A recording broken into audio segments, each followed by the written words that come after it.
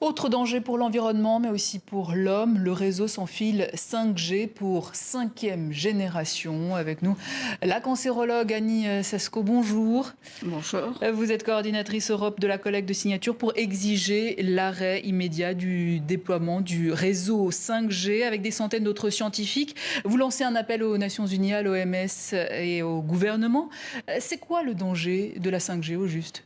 Le problème de la 5G est similaire, mais en pire, au problème que l'on voit déjà avec les premières générations de téléphones. La génération 0, la 1, la 2, la 3, la 4 et maintenant la 5. En quoi la 5G diffère des précédentes?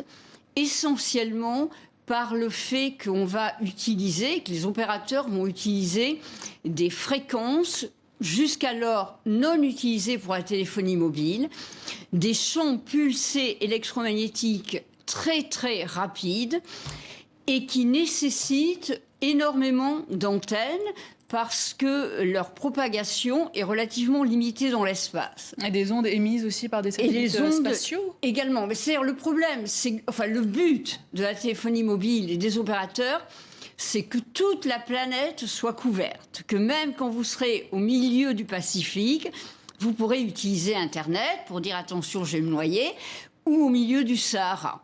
Mais pour cela, il faut sur la des antennes partout. Oui. L'impact sur la santé, c'est que l'être vivant, humain ou animal d'ailleurs, c'est la même chose, n'est pas fait pour être exposé à des champs électromagnétiques pulsés.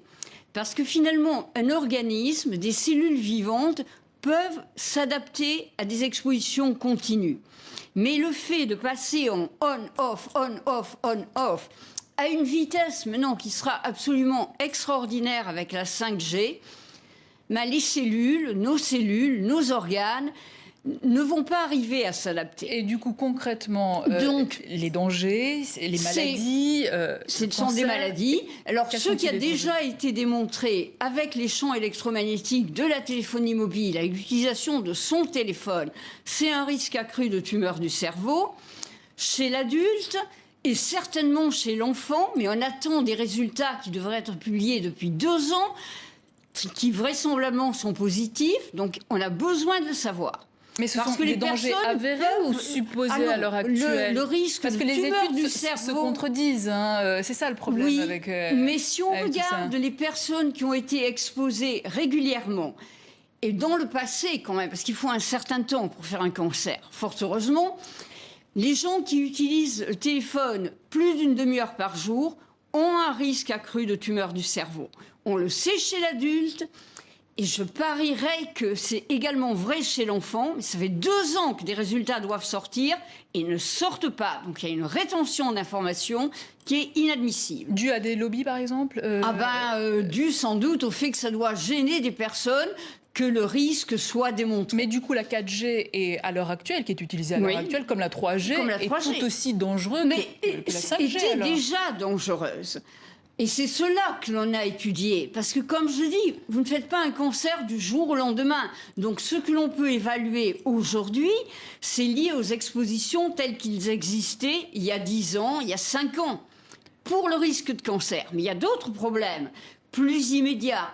Il y a des effets sur le rythme cardiaque, avec des risques d'accidents cardiovasculaires. Il y a des effets sur la reproduction, via la qualité du sperme. Mais ça, c'est une chose que l'individu peut un peu contrôler, son utilisation de portable. Donc danger pour l'homme. Danger pour l'homme, avéré. L'animal également, mais aussi pour l'animal aussi. La nature, pour l'environnement. Même pour les arbres. Il y a des études qui ont été faites qui montrent que les arbres qui sont face à des antennes relais, le côté exposé a des feuilles qui sont moins en forme que l'autre côté. Les abeilles, les insectes, les oiseaux, tout le monde réagit. Et le problème des antennes avec la 5G, c'est que tout le monde sera exposé. Vous pouvez décider, à la rigueur, de ne pas avoir un téléphone portable. Mais là, il faudra des antennes à chaque rue. Parce que, comme je l'ai dit, leur champ de couverture sera beaucoup plus bas qu'il ne l'est actuellement. Merci beaucoup, docteur. C'est très intéressant, malheureusement. On manque de temps, mais on a compris le message.